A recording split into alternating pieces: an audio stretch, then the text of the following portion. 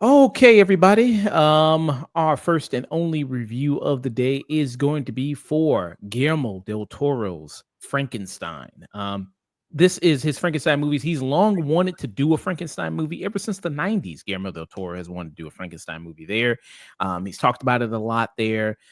Even with a movie like Crimson Peak, he did. He said that was kind of like a trial run for his own Frankenstein movie there.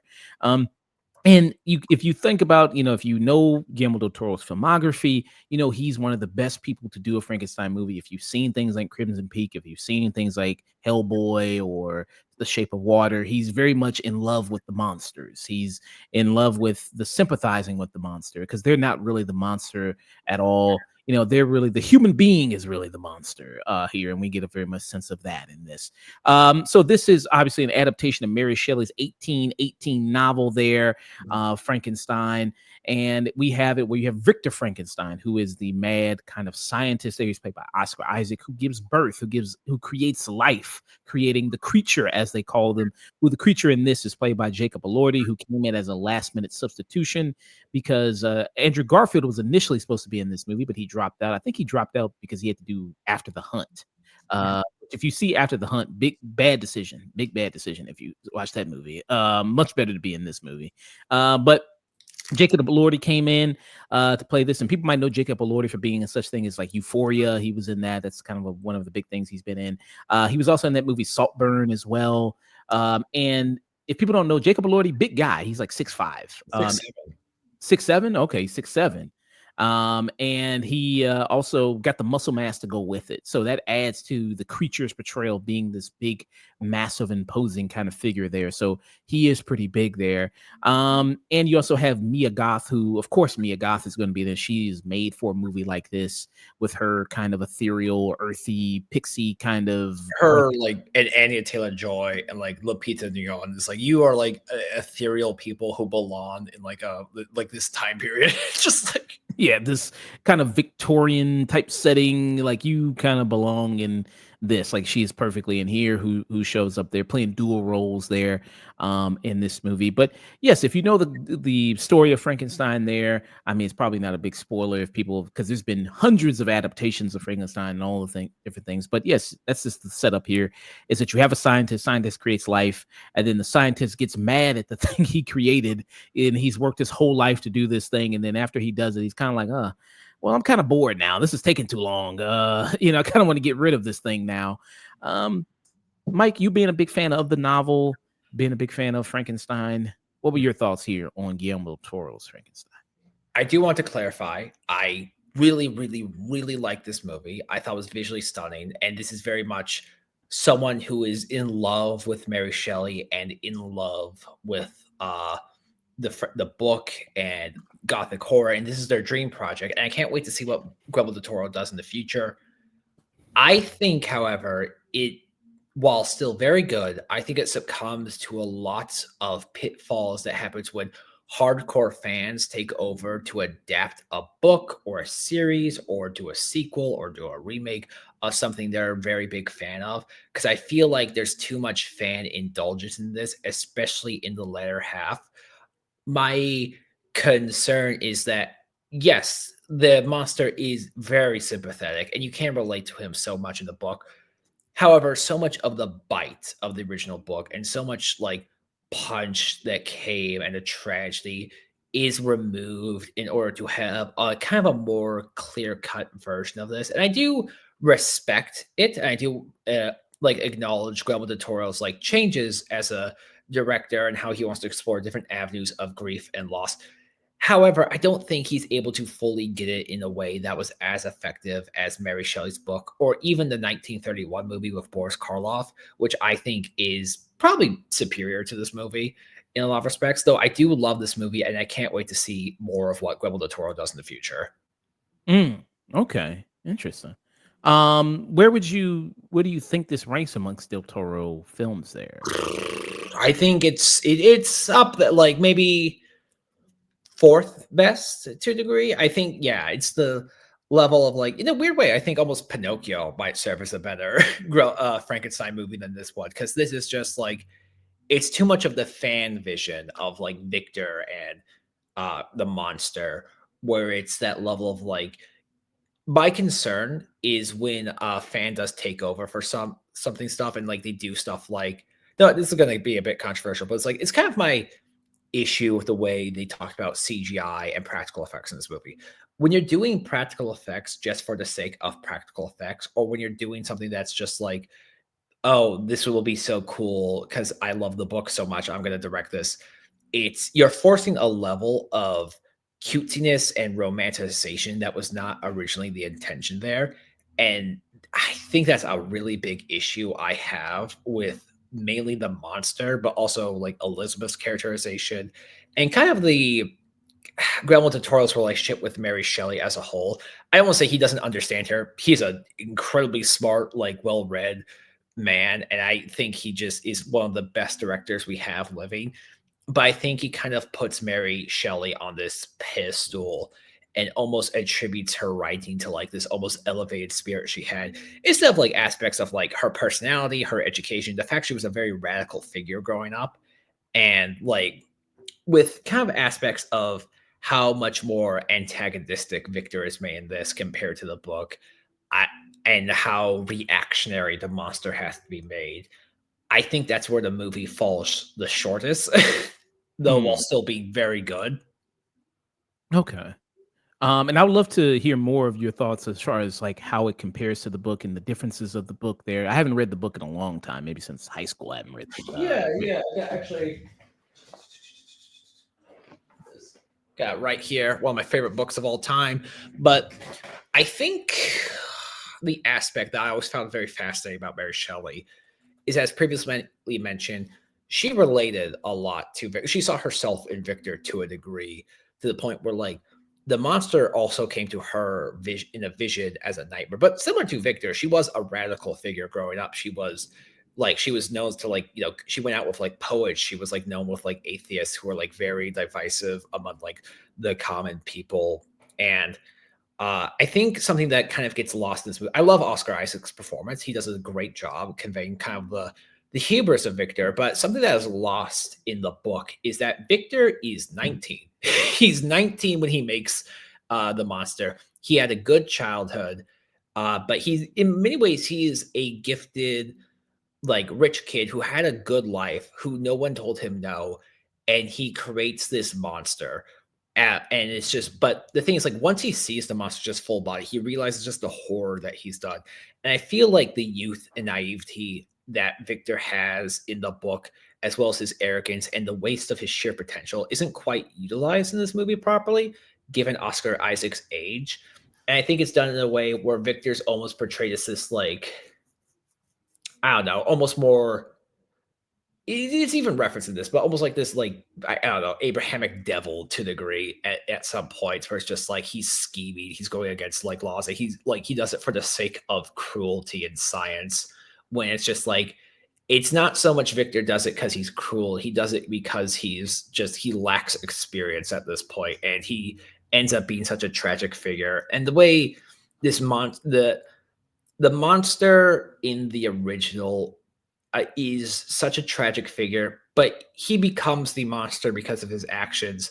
In this, he's just kind of a puppy dog for a lot of it. I love Jacob Elordi's performance, but I never got the sense of I was benevolent and good. Misery made me a fiend. Here, he's far too reactionary. This happens with a lot of retellings and adaptations in order to make certain characters more likable.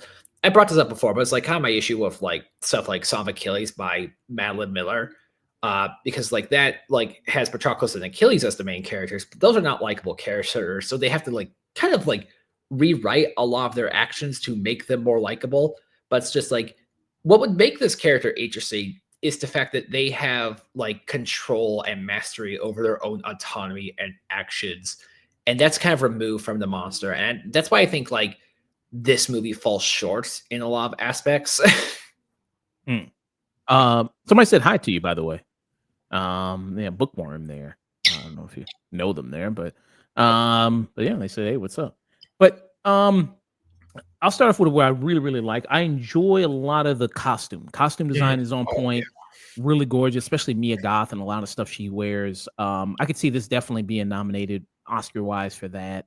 The costume design, the production design on this is also really amazing. I could see it being nominated for that. The castle, the laboratory, all that stuff. It very much gets that right very, very well, and that looks gorgeous to look at. And then Guillermo del Toro boasted like, these are all real sets and we all built this and all that. And it's a shame because this is so it's a Netflix movie. They're doing a limited theatrical run. And it's going to be on Netflix November 5th there or November 7th. And so a lot of people, you have a limited, by the time this review comes out, it'll already be on Netflix. So people have this limited window to go see it in theaters. I wish people would have the opportunity to go see it in theaters because it is such a gorgeous looking movie to look on the big screen. So I recommend seeing it on the big screen if you can, if you had the opportunity to, you were lucky. Bookworm says, it's an issue that the monster has only known misery. Even when he tries to do good, no one would ever accept it from him because of his appearance. mhm. So you have that in there. And Jacob Elordi, who's in this, does he count as like, would he be sexy Frankenstein, even though he's supposed to be, does he still count as sexy Frankenstein? I think it's more of a sexy because of the vibe, but not like it's not quite like one of those when they make the monster like too sexy where he just looks like a guy. Here it's like, oh, it looks horrifying, but like because it's very tough to get the thing from the book because like the monster is, I believe, 7 to 8 feet tall in the book, and his arteries are exposed. His skin is barely covering. He looks yellow. He looks greenish. Uh, but also, like Jacob Elordi's performance in this is so wonderful. He has maybe my Mm. favorite scene in the movie when like the monster wakes up, like comes to life, and we see it for the first time. I've never like. I hope Jacob Elordi goes the way Robert Pattinson goes, where like he played his rom com characters, he got money from that. Play freaks from now on. Play weirdos. Just Yeah. That'd be interesting. Yeah, I think he does an amazing job there. And a lot of people were complaining at first when that happened, when Andrew Garfield dropped out and then he came in and everybody was like, oh, this fucking guy. yeah, But he really is one of the real best things about this, and he works very well there. Even if, like you said, maybe they make him a little, maybe too sympathetic at times there, where he is almost, especially there's a scene where he's like, the rats are like all around him and he's playing with the rats and everything like that. So they like him and the animals like him and all this. It's like, okay, you kind of got that aspect to it. Um, and Oscar Isaac in this, I mean, he plays a great asshole in this yeah. with Victor Frankenstein. And their whole kind of dynamic is also interesting. The storytelling mechanism of it, it's very basic, but I mean, it's done there to kind of set this thing up because it's a lot of, I'm meeting this person and then let me tell you my whole story. And then it's part one, and then the creature comes in, and then the creature tells his story, and then it's part two, and then that's the way it's kind of done. Is it very basic? Yes, but I still think the way it plays out is still very interesting. What did you think about that in it? Yeah, I like that for the most part. I think it's also that they've just like the in terms of events happening, there might be other movies, but like I think this is the closest you will get to the book in terms of just sheer events happening.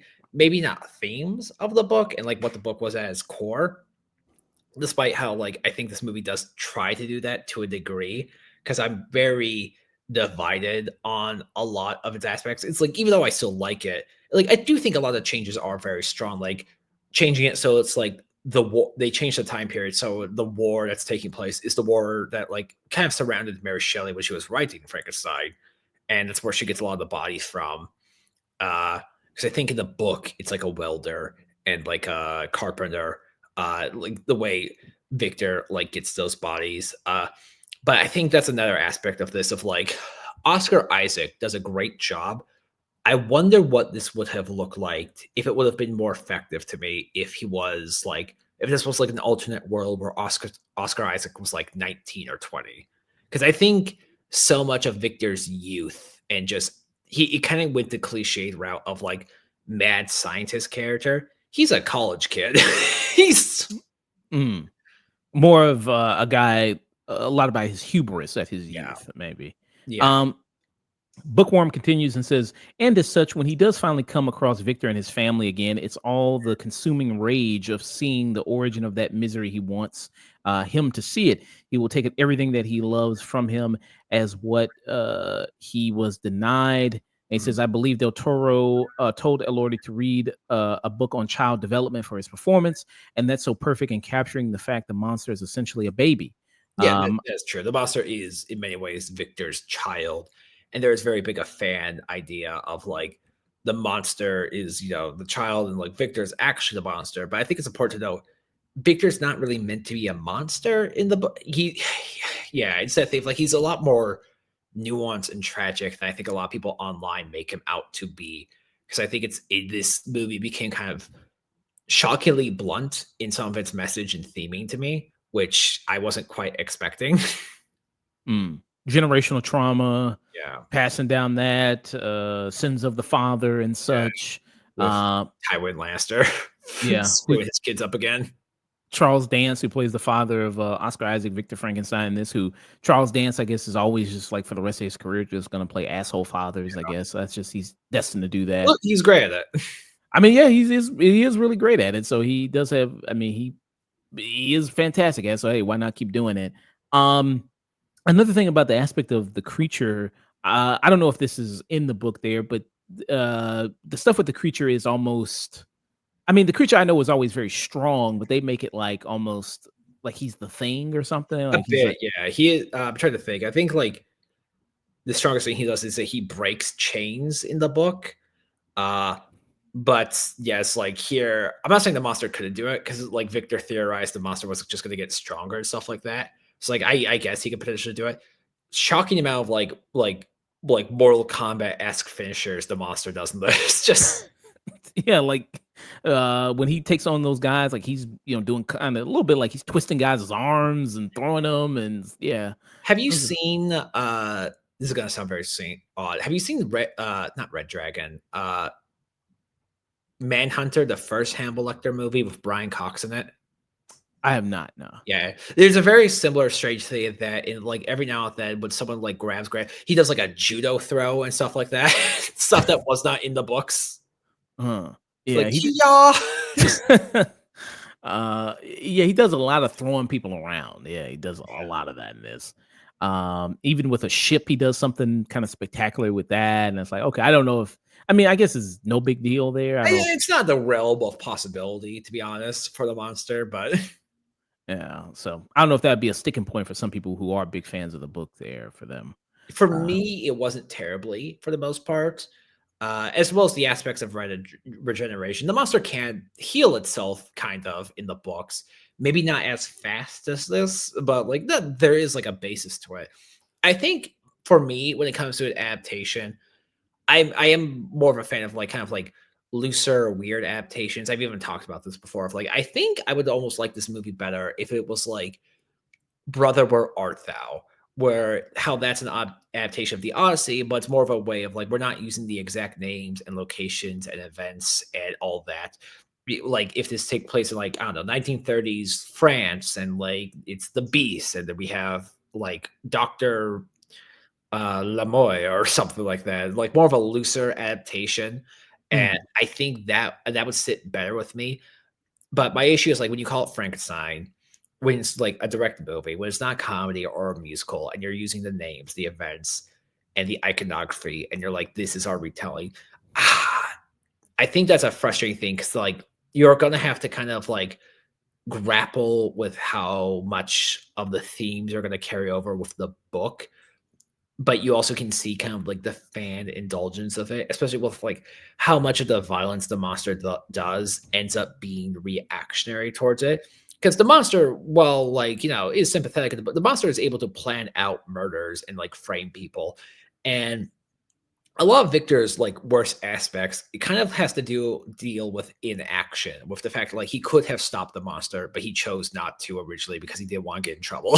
Just Okay, and it's a little bit you see kind of the opposite of that in the movie, more to make Victor seem like more of the villain as opposed to the creature.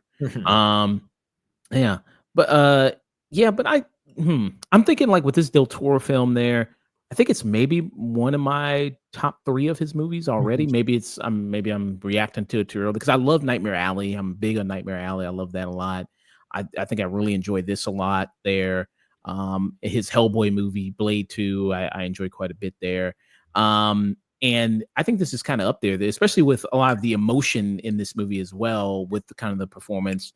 Again, some of the writing I think can be perceived as somewhat kind of corny in that sense there of like, the themes and all that stuff is very on the nose. It's not hard to parse out what's the meaning of this, but I think through the performances and the genuineness of that, I think it's still executed kind of in a wonderful manner there.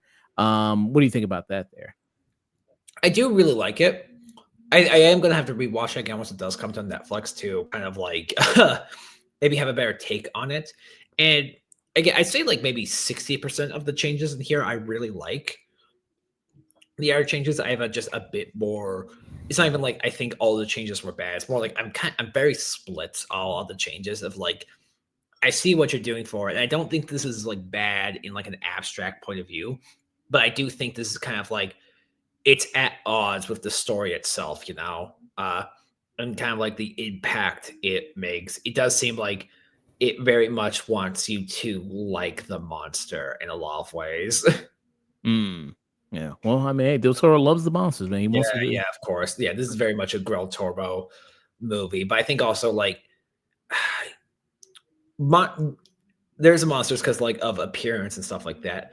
But when you do compare it to like a character like the monster is intelligent and a person, but like it also has action and control over itself. And the reason why Victor did not make it a mate in the original is because just seeing the destruction one of these things did in like such a short time field is like the potential race of this could like destroy humanity. Just Mm. it's like the monster does become like selfish and cruel and like very like seeks out to torment Victor. And this, because of like the way Victor is framed, I don't think that is carried as strongly as the books. I think there is a way to get to this movie's ending while still being kind of closer to the themes of the original book. Because this movie ending does feel much like kind of like a fan wanting to correct aspects of like not correct, but like a fan's ideal version of how this will end. Of like, I like Greek tragedies and all that, but why do they have to be so sad? Just Mm. So you think it's a little too kind of hopeful at the end there? A little maybe bit not too. the end. Maybe how you get there is a bit too nice, a bit too like soft to the characters to a degree, a bit too like of romantic in a lot of ways, Mm. especially with Elizabeth's character, which I'm pretty divided on. Which is like I see the Tempest, like I also see like how changing Elizabeth to be much more proactive in this story and like a much more there for the monster and less there for Victor can kind of clash with the themes of it and maybe make it more impactful than it was meant to be. And I think kind of like maybe wreck some aspects of like kind of the gross incestuous relationship between Victor the monster and Elizabeth in the books. Mm. Okay. Because there's a little bit of a slight love triangle, a little bit over here that you also see in there. Yeah. Um, Yeah, and, like you said, in seems like in the book, yeah, I mean, it's not painting him as so much of a villain as No. opposed to in this movie, where maybe it's trying to lean to more one side than the other. Especially, I mean, he's yelling at this creature of like why he can only save Victor when it's only this creature just came into existence like a week ago. Yeah. It's like, like bro, just like give us some time. Mhm. And then when he finally kind of gets everything he wants of creating this thing, it's like he just kind of feels empty and it's like, well, I already did it. It's like I've Mhm. accomplished this great thing, and it's like, oh well, now what else is there, what Yeah. else is on the horizon there? Yeah. But yeah, I I think mean, oh yeah. comparing it to the 1931 and 35 like sequel is interesting because I feel like I don't want to sound condescending, but I feel like some maybe novice, like indulgent fans and readers are going to go, well, of course the Guillermo del Toro version is more accurate. It makes the monster intelligent, and say it says Frankenstein and all that. But at its core, I think the Boris Karloff movie is much closer to Mary Shelley's original themes and resembles the tragedy of the story a lot more. I am fine with events being changed if we're still able to get to the theme and ending and stay too true to like the movie's core in a lot of ways. And I feel like Guillermo del Toro's movie is kind of afraid to a degree to give the monster too much of a bite and have the bad things that it does be in its control to a degree. Because it's like you never get that aspect of like this is a horrendous process halfway through the movie. It's more like actually he's beautiful and great and amazing, and like you're the problem, Victor. What would be your final thoughts rating there for Frankenstein? I would give this kind of a low peak, but like it's still a peak. Just Mm, okay, so low peak, but still a peak. Okay. yeah. I give this a strong peak. Mhm. For me there. Like I thought you were maybe gonna give it like a tune in. Maybe I thought. Oh, no, I But still really like this movie. I just have like a lot of thoughts on it. Just it's maybe your second favorite Frankenstein adaptation yeah, behind yeah, Boys Call. really. Yeah, I Okay. haven't seen them all. I've seen a lot of them. And it does have some of my favorite moments. When Jacob Elordi wakes up as a monster for the first time, my jaw was open for like a good 5 minutes. Just Yeah. Somebody said he kind of looked like do he remind you of Prometheus, like the alien? yeah, yeah. Other people have brought that up. It kind of looks like I do like how like alien they make him look too. Just Yeah. And when you first kind of see him, he doesn't facially he doesn't really look like Jacob Elordi, but as the movie goes on, it's kind of like okay, that's where you start to see more of how mhm, he actually looks there, and you get to see yeah. more Jacob Elordi's face kind of come through there. The long hair is great too. I think he has very stern, intense eyes, which I think helps a lot. Uh, Mm. I think especially when you see him kinda covered up there and then yeah, you see that kinda look there in the snow and everything like that, that really works. Um, yeah, I enjoyed this quite a bit. I mean, Guillermo del Toro, like I say, he's been planning this for a long time. mm, It's finally come to fruition. And it was one of my most anticipated movies of the year, and I think it paid off on that. I really like this a lot. Love the performances of it, love the look of this movie quite a bit. Loved especially from Jacob Elordi and Oscar Isaac. I think they're really fantastic in it. Christoph Waltz, we didn't really mention him much, but I think he's also really good in this too yeah. for the bit he's in this movie. So he's really good. So yeah, for me, I would kind of give it a peak Mhm. for me there with that. But Yeah, yeah. yeah. I still want to clarify. I do like this movie a lot. I am like I do have a lot of complaints with it, but it's like it's that thing because it hits such high highs. Maybe my expectations might have been a bit too high to a degree. Because when you hear Guillermo del Toro's Frankenstein, you just think, "Holy shit, it's Guillermo del Toro's Frankenstein. This is going to be amazing." And I think it's that level. It's a very tough thing to do when you are such a big fan of something. How do you tackle it in a way that you show your love for the thing, but also that you understand it on the same level of the author with like having a more kind of grounded approach to it. I think that's a very tough thing a lot of people have when it comes to approaching like series as a whole, where it's reboots, remakes, sequels, just continuations. And like I will prefer like art that is weird and gross and out there than art that's just like kind of like, oh, this is the same thing, but here we go again. It's just like, I love this too. Aren't you right, fans? Just Mm. And there's that other Frankenstein movie that's coming out with Maggie Gyllenhaal. yeah, the bride. Been having a Frankenstein resurgence lately because of like we also had uh what was Poor that thing. rom-com Frankenstein thing? Not My Monster. Uh Teen romance She's movie. a prom girl. She's making like she's making a boyfriend monster. It was like a dark comedy. Oh, I know. Lisa Frankenstein. Lisa Frankenstein, yeah, that. But we also had like The Bride and Creature Commandos. It's like, oh, this is getting like I guess this is popular again. Just Yeah. The Poor Things is also yeah kind of yeah, poor Frankenstein. things. Yeah, I think yeah, that and vampires. Poor werewolves. Werewolves get left in the dust, but just Yeah, that's a resurgence now. Everybody's doing Frankenstein stuff. So yeah, yeah. yeah. Again, yeah. I'm also looking forward to what he does in the future. I hear Guillermo del Toro he wants to do like the Phantom of the Opera, which is like I hear that's gonna like I'm sure that's gonna be really cool too. Uh, but yeah, yeah, it's a level where it's just like I can't wait to see it. It's cool that we're at a level where we have like an artist like this who can make this kind of movie and make it so like true to himself for better and for worse. And I can't wait to like see more what he does in the future. Same. Yeah. So two peaks there Mhm. for Frankenstein, Guillermo del Toro. Gonna be on Netflix. Netflix doesn't deserve this movie. Yeah. Should be in theaters there. Mhm. Yeah. Uh, but Awesome. So there we go there. That was our review.